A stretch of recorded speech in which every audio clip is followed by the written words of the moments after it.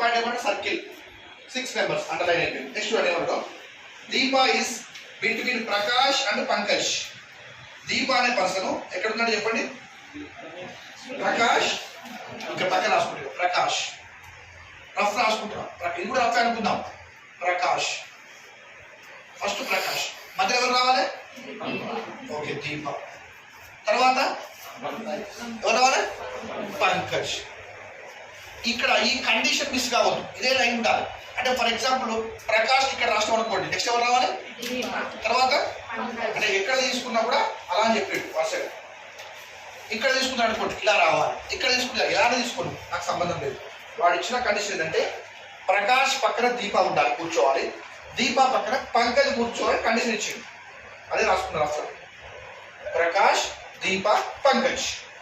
Clear first line. Second చూడండి, Telugu medium అలాగే ఉంది, ఇంగ్లీష్ అలాగే ఉంది, no confusion. Next full stop. Preeti is between Mukesh అంటే లలిత్. అంటే ముఖేష్ అనే పర్సన్ ఇలా అనుకుంటాం. ఫస్ట్ ముఖేష్ పేరు ఎంత అయింది, ముఖేష్నా, ముఖేష్. తర్వాత ఎవరు ఉండాలి చెప్పండి, ప్రీతి.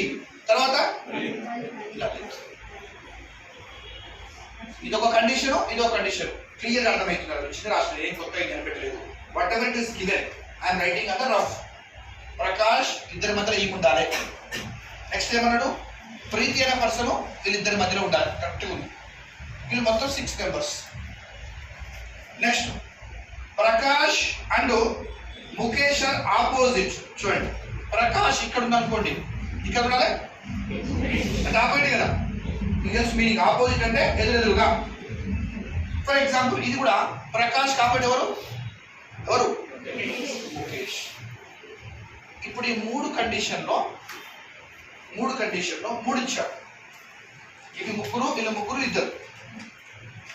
ఇప్పుడు లాజిక్ ఏంటంటే ముగ్గురు తీసుకుంటారు అనుకోండి, 3 ప్లేస్ కావాలి.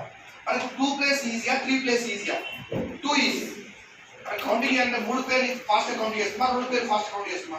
1 2 అయిపోయింది, 1 2 3 టైం ఎక్కువ తీసుకుంటే అందుకే ఇది ఫస్ట్ తీసుకుంటే అయిపోతుంది షార్ట్ కట్. ఇప్పుడు ఫర్ ఎగ్జాంపుల్ ఇక్కడ ప్రకాష్ తీసుకున్నాం.